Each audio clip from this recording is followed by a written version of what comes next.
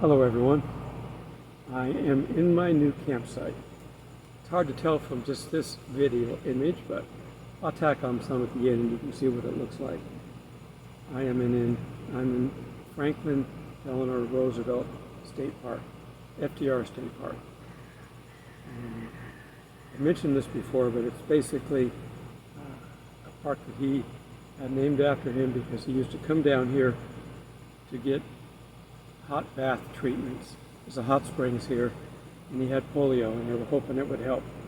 I don't know if it did or not. I don't know that medical side of it. We've basically eliminated polio as a major problem in this country, so I don't know. In any case, it's a very nice park. It's a big park. It's well maintained. They get a lot of visitors here, so they've got all the things that they need. Some of the parks that don't have as many visitors don't have as many modern acquaintances. The internet is about the same as it was the other park, but I have my Reboost running and it is doing great. I'm going to tell you about that in my next video that has to do with camping. Thank you for those that helped on this. The Reboost was $400, and I also got a hotspot, mobile hotspot, to help with the uploads, because when I'm uploading I can't do anything else. So that'll take care of everything. I couldn't do the satellite. That satellite that I looked at was a TV only. You have to wait for Starlink to get internet via satellite. That roams around. So I'll cover that more in my next camping video or outdoor video. All right. There is a particular religion specifically that has Jesus die every week or every day. I don't know what their schedules are, but he doesn't have to do that. He did it once. That's all he had to do. The sacrifices were daily, and it didn't totally please God. It just kind of whitewashed the sin problem. But it wasn't just the sacrifice that God wanted. So I'm going to read out of Hebrews, and of course that tells us that God likes coffee, because he named his people Hebrews. Sorry, an old pun. All right, I'm going to start actually in Hebrews 9:28. So Christ was offered once to bear the sins of many. To those who eagerly wait for him, he will appear a second time, apart from sin, for salvation. And I'm going to go to 10 now. 10:5. Therefore, when he came into the world, he said, sacrifice and offering you did not desire, but my body you have prepared for me. He's talking to God. In burnt offerings and sacrifices for sin, you had no pleasure. And I said, behold, I have come in the volume of the book where it is written, to do your will, O God. And the footnote on the quote he was talking about, the Old Testament prophets had warned the Israelites that sacrifices alone would not please God. He desired obedience as well. When I get through with the scriptures, I'm going to read the full commentary. It's pretty good. But if we look over at, it looks like 10:12. But this man, after he had offered one sacrifice for sins forever, sat down at the right hand of God. Talking about Jesus. For the one, and this is in 14, for the one offering he has perfected forever those who are being sanctified. One offering. This other religion has what I would call mass hysteria. Pun intended. And in 16, this is the covenant that I will make with them after those days, says the Lord. I will put my laws into their hearts and into their minds. I will write them. And then he adds, their sins and their lawless deeds I will remember no more. Now where there is remission of these, there is no longer an offering for sin. So you can see he's done everything. The only thing he hasn't done is reach the entire world with the gospel and given everybody, I was going to say a second chance, but everybody's probably had a million chances. But after that's been exhausted, then he's coming back. And what is this? This is 10:37. Yet a little while, and he who is coming will come and will not tarry. Now the just shall live by faith, but anyone who draws back, my soul has no pleasure in him. Lot's wife. Okay. So, if the sacrifice of animals didn't please him, because they also had to do something. They had to be obedient. And the most important obedient thing that Jesus tells us is we have to have faith in him. Without faith, it's impossible to please God. So, let's look over to, Hebrews is really good, a lot of good stuff in here. Let's look over to Hebrews 11, verse 1. Now faith is the substance of things hoped for, and the evidence of things not seen. For by it the elders obtained a good testimony. God looked at Abraham and saw that his faith in him was good, and he gave it to him credit, as if he had been a Christian. He wasn't, but he did get that credit. Faith at the dawn of history. By faith Abel offered to God a more excellent sacrifice than Cain. 11:5. By faith Enoch was taken away so that he did not see death, and was not found because God had taken him. That's the quote. Verse 7. By faith Noah, being divinely warned of things not yet seen, moved with godly fear, prepared the ark for the saving of his household. And in verse 8, by faith Abraham obeyed when he was called to go out into the place which he would receive as an inheritance. And let's see, that's 11. By faith Sarah herself also received strength to conceive, and she bore a child. Now, these all died in faith, not having received Jesus, but it's counted as if they did.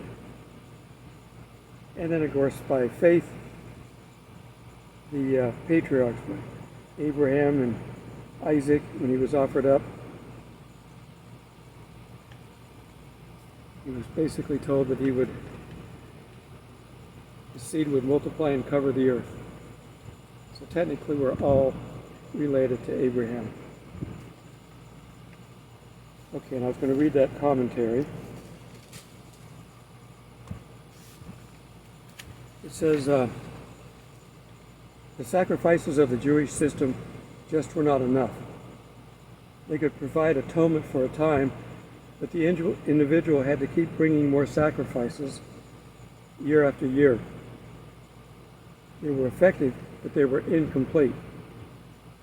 As the writer of Hebrews points out, it is not possible that the blood of bulls and goats could take away sins. Jesus' sacrifice forever changed the way God's people look at sacrifices. His death paid the price, once and for all. He didn't need to die many times to forgive many sins. His one-time offering on the cross was sufficient. And when we put our trust in his completed work, we don't need to do anything else. As he said on the cross, it is finished. That's in John 19:30.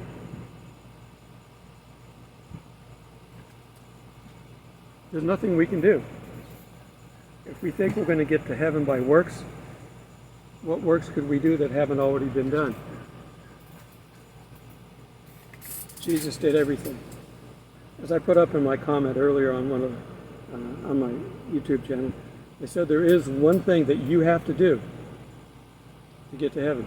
It's only one thing. You have to accept the free gift. That's it. There's nothing more you need to do. Now, when you get the Spirit in you, over time, you're going to have the Spirit teach you how to be more Christ-like. And you're going to change a little bit.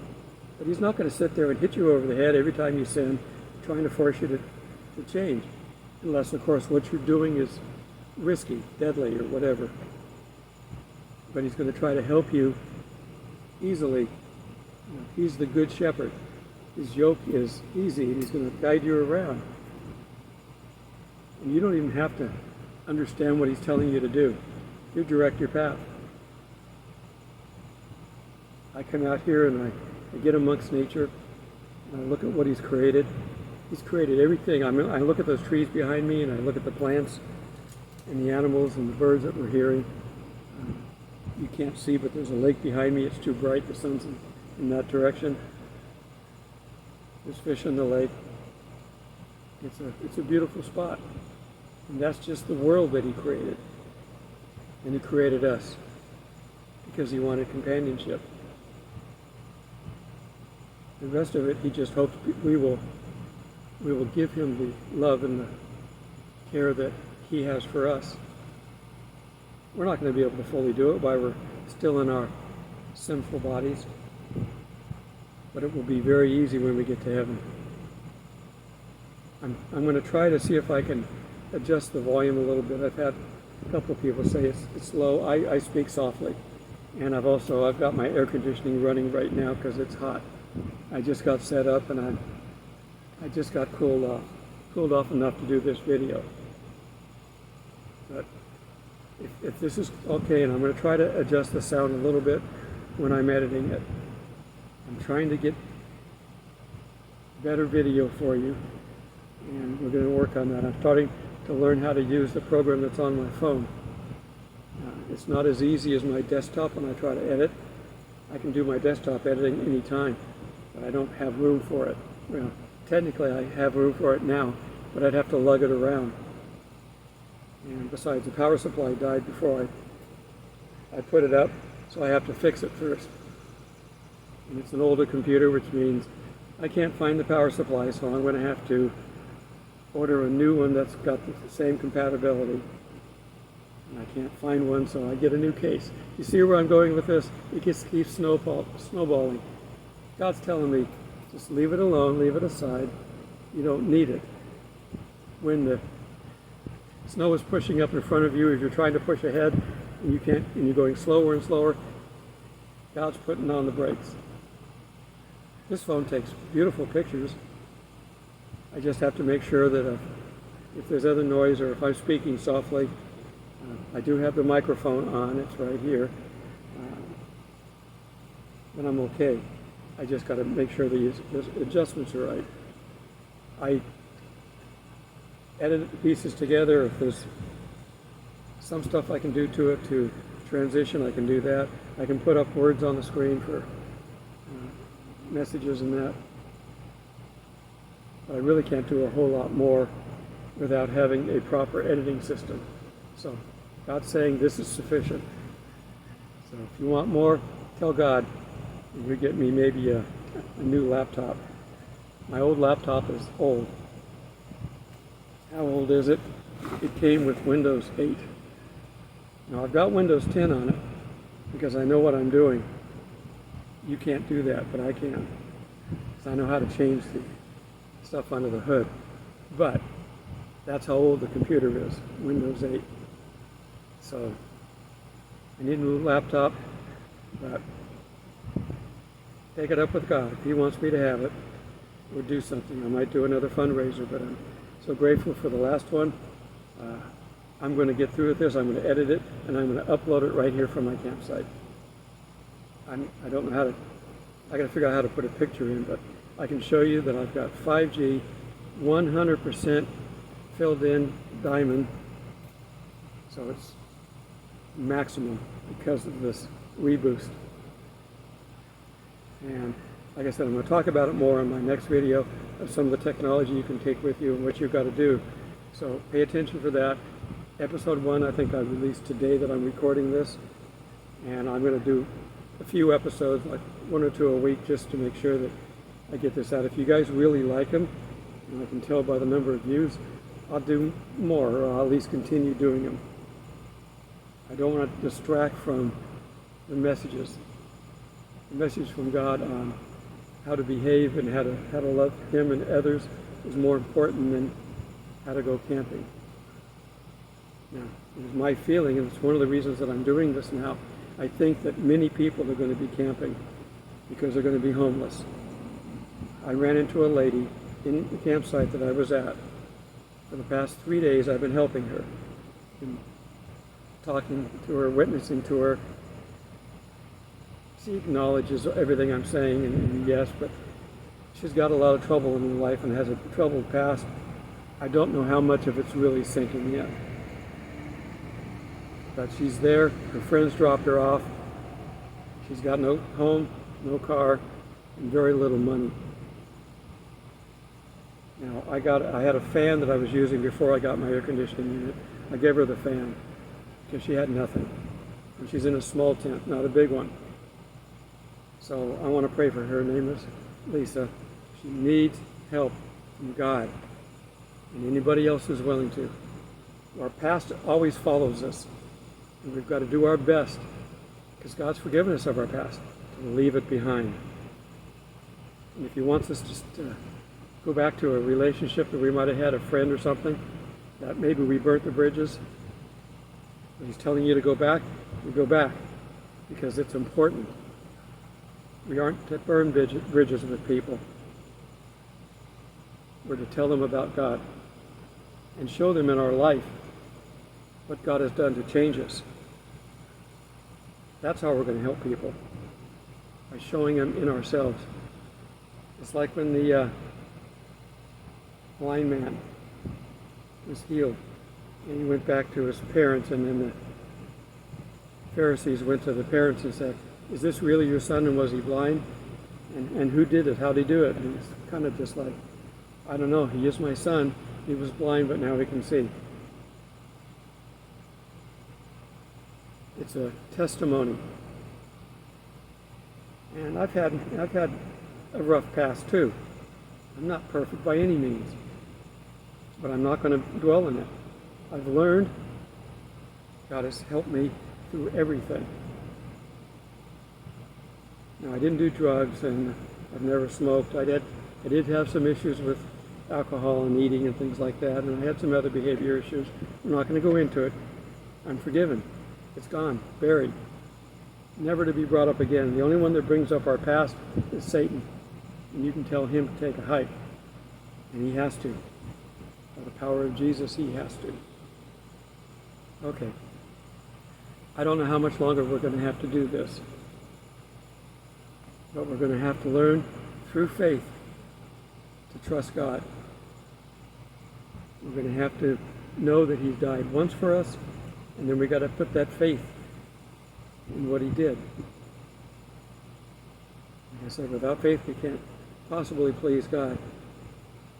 But faith means that we trust Him, and that is saying a lot. We can't put our faith in our government, we can't put our faith in people, but God we certainly can put faith in. We can't put our faith in even other Christians, not completely. You can do that lightly.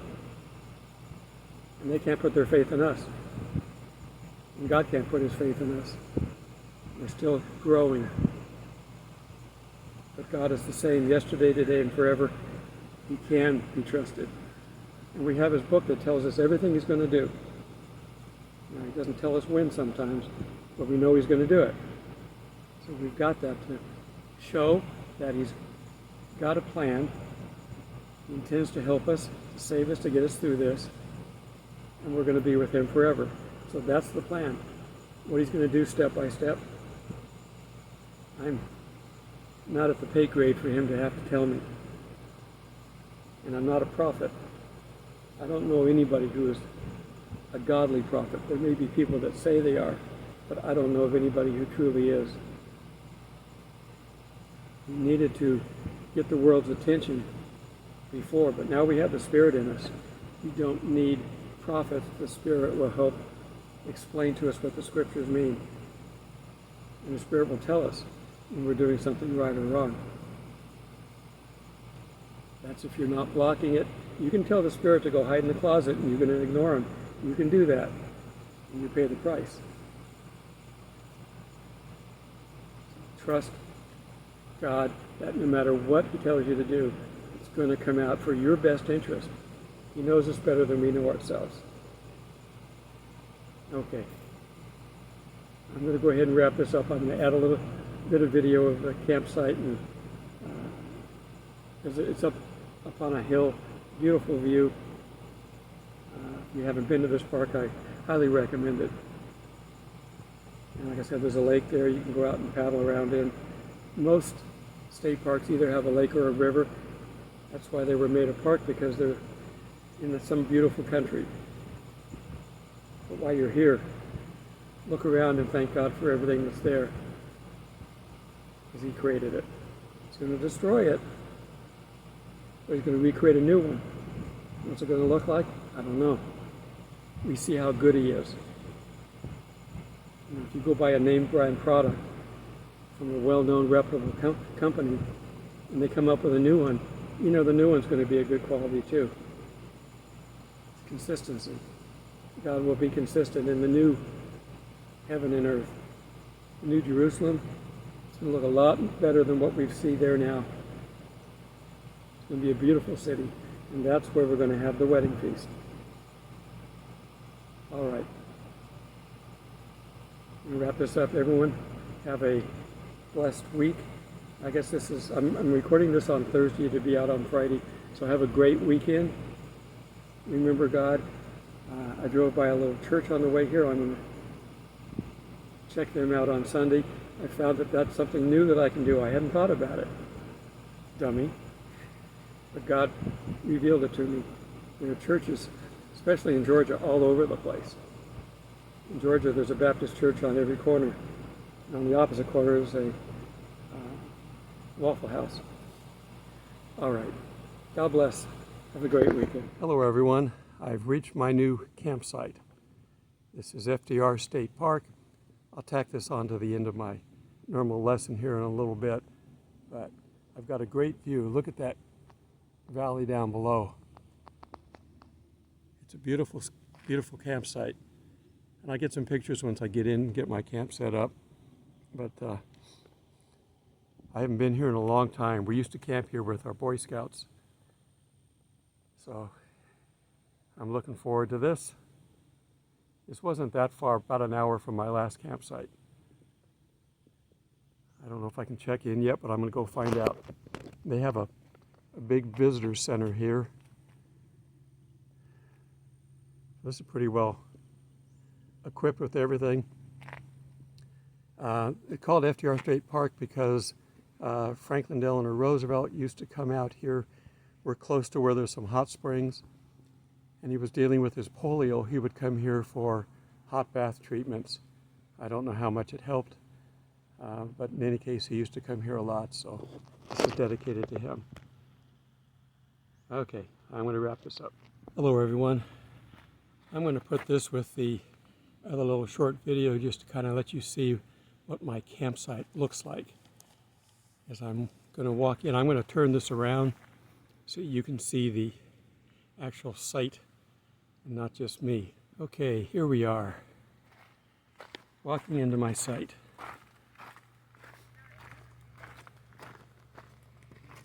And I've got this divided into two little sections. I got a table here, my weights so I can keep working out, fire pit, bicycle, and a tent. And I've got my Wi-Fi extender hooked up over here. I'm going to talk about that during this video a little bit. And into the tent. There we go. And you can see with this orange and blue color why I get